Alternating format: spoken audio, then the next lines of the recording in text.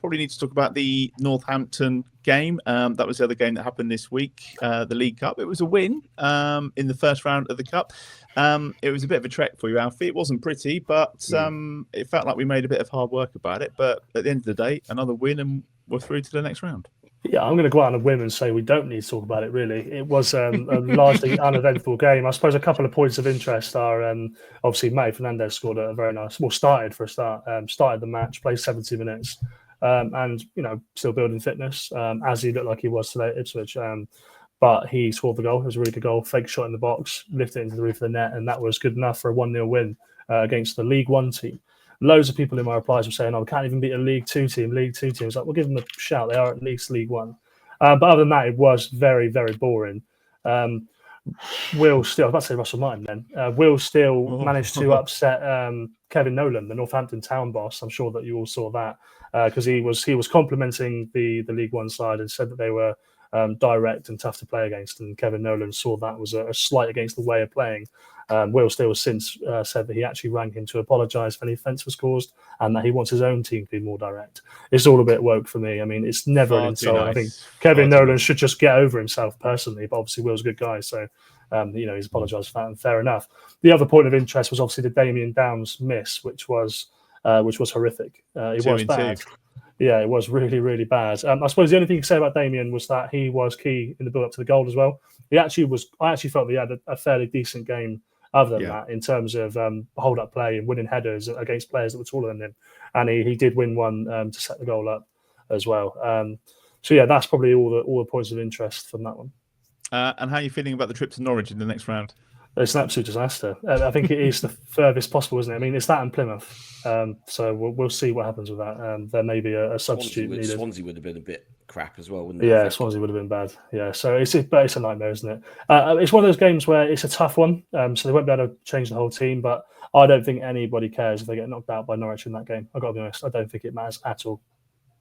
It was a strange one, Glenn, from the point of view that you think there might be a couple of names that could play themselves into the first 11, but as Alfie said, there was nothing, no real talking points, and if anything, a few players that played themselves out of his thinking. I thought Nathan Wood, I thought did okay. Yeah. I think he could. He seems to have done pretty well in pre-season as well. I know we've played some sort of shaky opposition in pre-season, but he seems to have. In the main, he seems to have done okay, as I think Alfie mentioned when he did the Spain thing. He seems to have got bigger and more tough looking. Which I mean, he certainly needed to. I'll probably get in trouble for using this phrase, Matt. Get a bit more, man up a little bit. There you go, I said it. Because he was a little bit.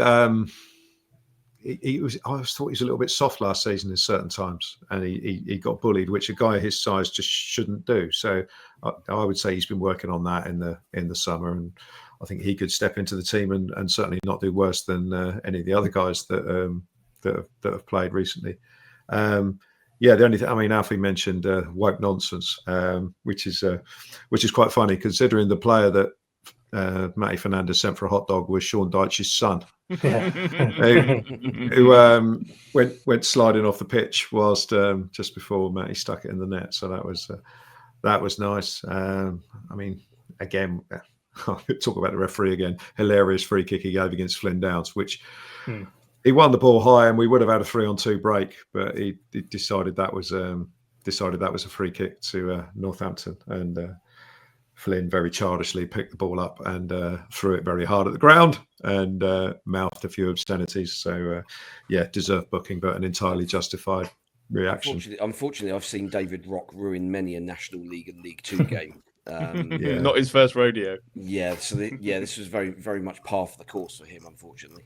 Yeah, and as for Kevin Nolan, I mean, get over yourself, mate. God's sake, he spent his entire career in the pocket of Sam Allardyce, who I think was his manager at Newcastle, West Ham, Bolton. So, that's what you get. These things stick to you, don't they? And Northampton, they had some decent attack and play down their left wing. They had a winger that was good, getting balls in the box, and that's what Will Still meant by direct football. He's not saying they were bombing it 80 yards from the defence. But we shouldn't forget that Will Still was a West Ham fan, so he grew up watching Kevin Nolan and probably was one of his favourite players. And his first week in English football, and he's getting slagged off in the press by him. And just think, well, calm down, mate. He's 32. To relax. Yeah, that's. I never apologise. I don't apologise either. I think that's what I'd say. Don't apologise. But he's just a good guy, and he just wants to smooth it over. I think, but yeah.